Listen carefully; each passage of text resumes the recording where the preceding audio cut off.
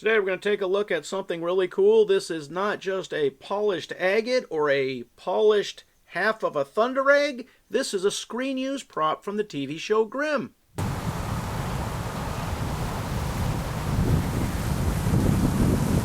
Hi everybody, Beanmeister22 here, and yes, this is the last of those items that I purchased in that single lot from the TV show Grimm. It doesn't mean it's the last of the items I have from that show. This is just the last of the items from that lot. I have not yet identified where this was displayed, what scenes it was in, or whose location it was used at.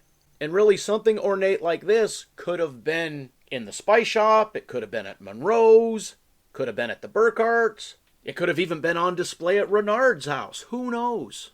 I mean, who knows is the person who's going to watch the show and identify it on the shelf and say, hey, there it is. Was it just on display, or was it actually used in casting a spell? I mean, there's some schmutz or something on this. I don't know if it's candle wax or a bit of a potion or what it is.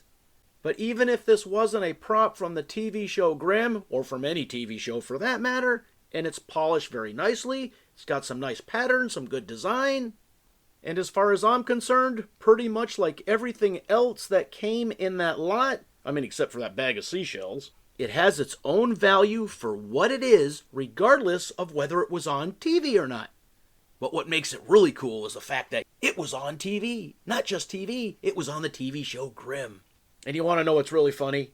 I grew up where Grimm was filmed. I lived and worked in many of the areas and locations that you see on that TV show Grimm. In fact, there may or may not be a distinct possibility that I might have been driving by when they were filming a scene. With that said, this lot of items that I purchased from Grimm was actually shipped to me from, I don't know, Florida or Georgia or the other end of the country. Yeah, isn't that weird?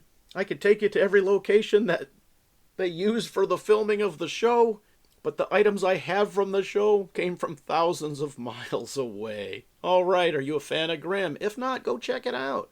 I didn't start watching it until a few years ago. It had been off the air for years by the time I actually discovered it. You know, Amazon kept popping it up next to my purchases. Hey, you purchase this, and you watch this, you might like this.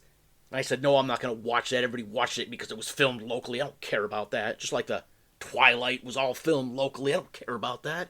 Hell, for the first Twilight movie, I worked for the city that, finger quotes, they used as the town of Forks. It actually wasn't filmed in Forks. That part was filmed in Vernonia, Oregon. And I haven't watched any of those movies either because I am not one of those people who says, oh, it was filmed locally, I gotta go watch that. I make fun of people like that. And yes, then I started watching Grimm and said, hey, it was a pretty good show. Yeah, it's got some cheese to it, but it was a pretty good concept. And really, I only checked out the TV show Burn Notice because my friend Alana was an extra on it, and she said, hey, you should check this show out. And once again, I discovered I really like that show. I've watched it all the way through a couple times.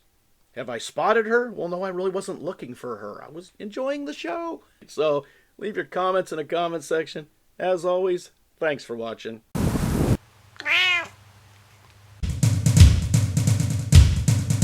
Beanmeister22, the most dangerous man on YouTube.